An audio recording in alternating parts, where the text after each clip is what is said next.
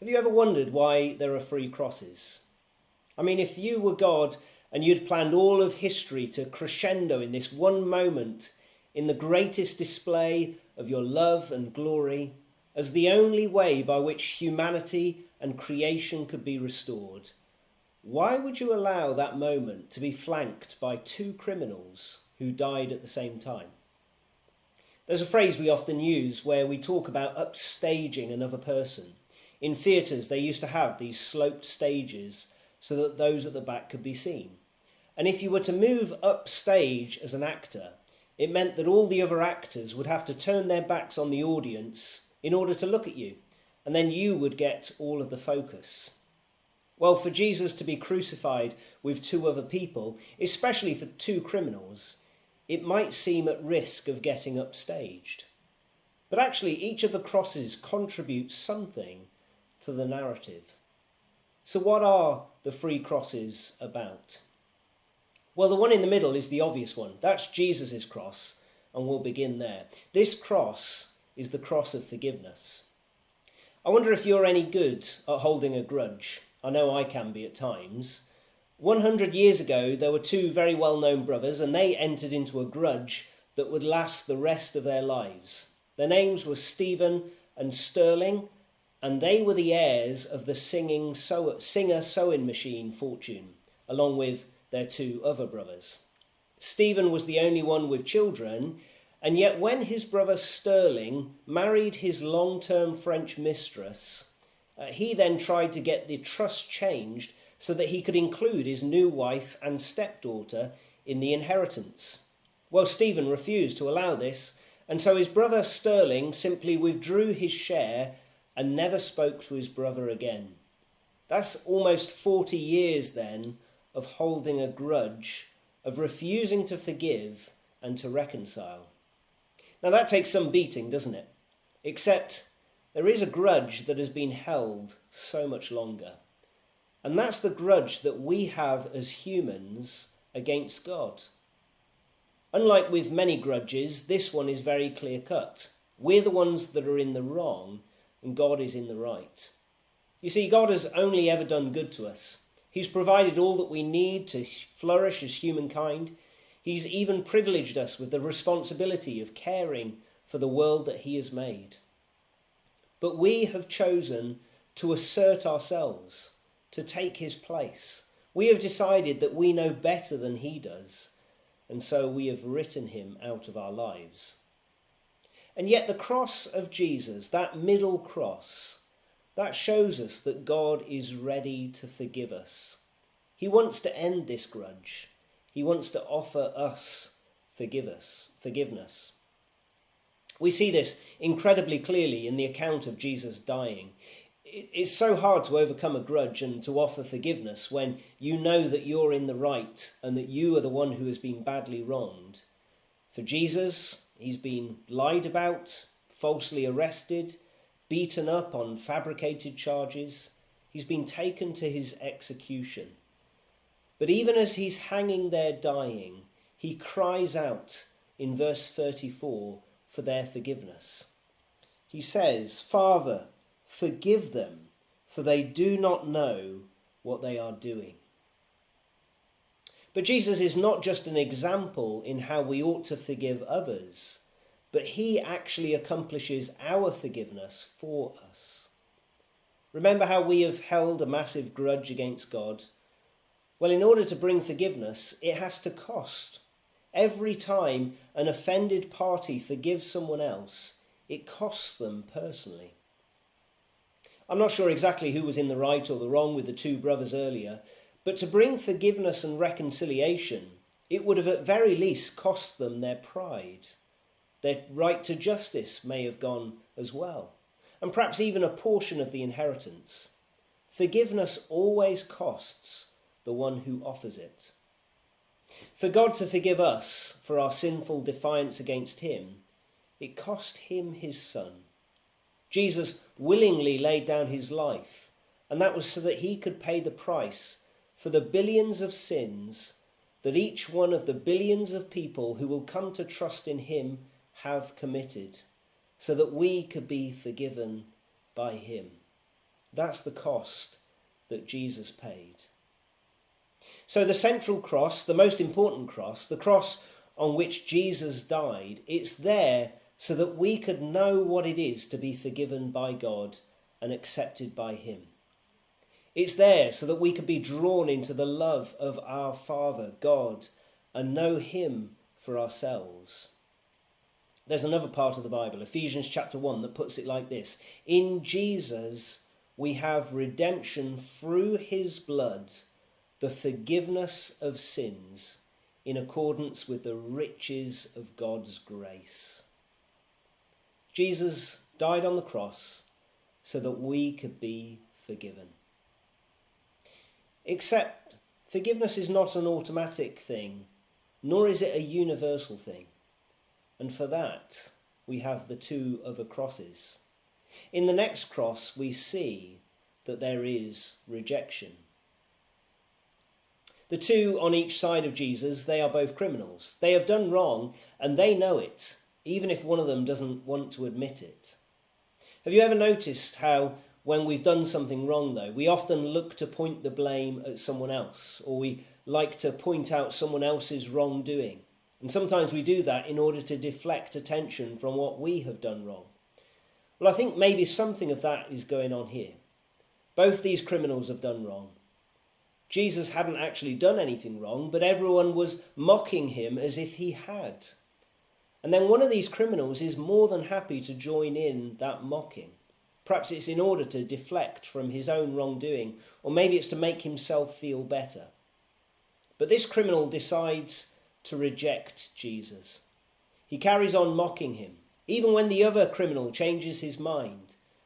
And what that shows us is that it is entirely possible for us to reject a kind offer of forgiveness.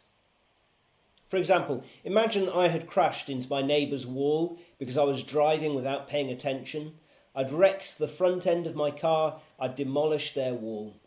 But my neighbours were so generous. They knew that I was struggling to make ends meet anyway, and so they offer to have their wall rebuilt from their own costs, and they even offer to pay to have my car fixed. Now that would be an incredibly generous offer. But it would be perfectly possible for me to refuse, for me to insist on finding my own way of paying for it all myself, even though that would ruin me. And that's just the thing. Though Jesus offers us very kindly his forgiveness and restoration with him, though he offers to overcome all of our failings and to resolve our shortcomings, we can say no. But if we say no, we have to find our own way of paying for it ourselves. And that price is paid by an eternity under his wrath, bearing the consequences ourselves for what we have done wrong.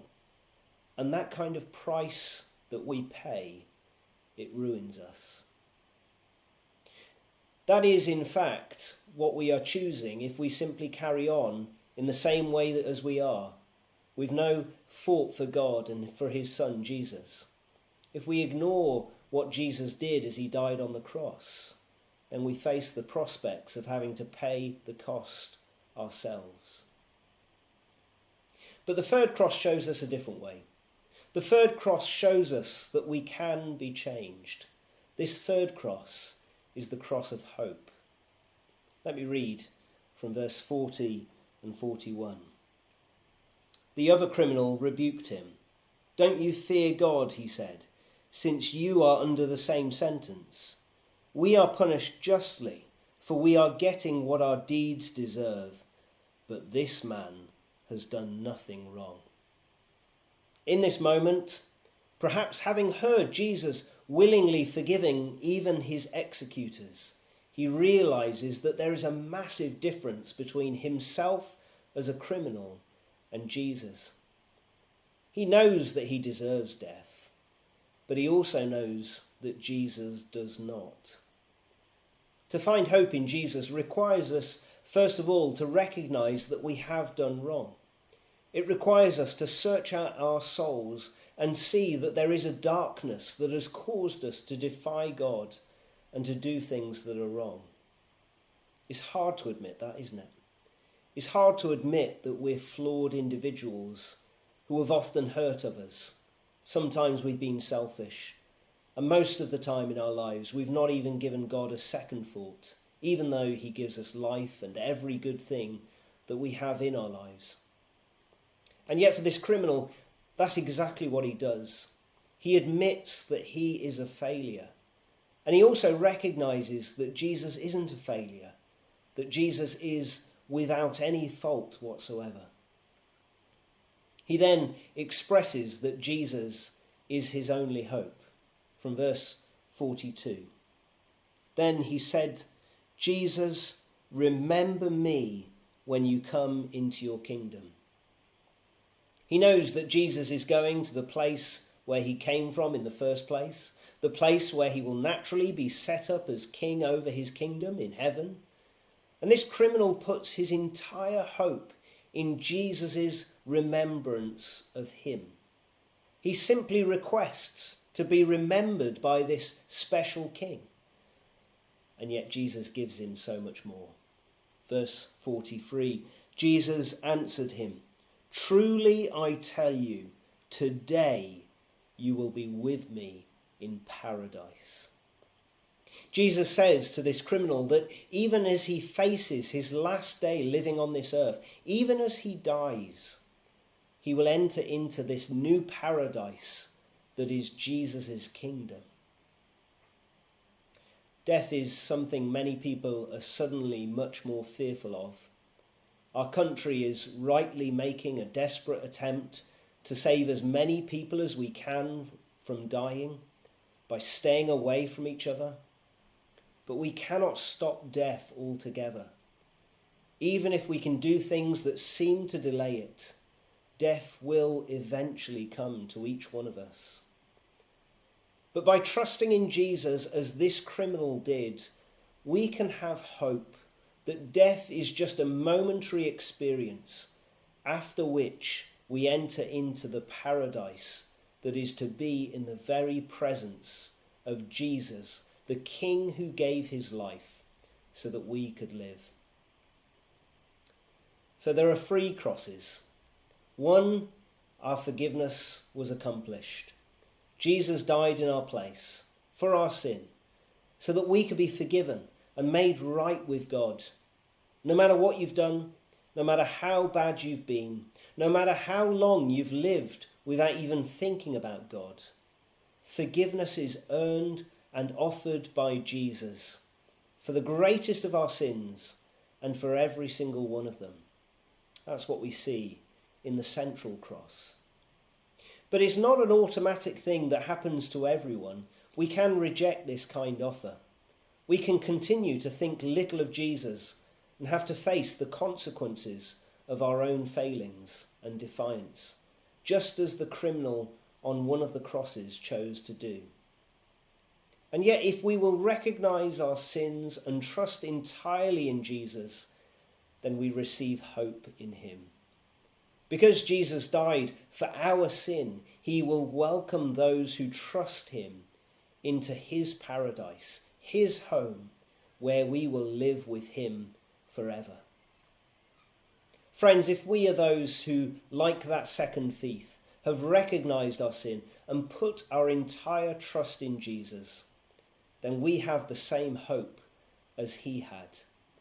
We are very much mortal beings. One day we will face our own death. But because Jesus himself died to bring about our forgiveness and to turn us from our rebellion, on that day when we die, whenever that will be, for us who trust in Jesus, we will, in that moment, be welcomed into his paradise.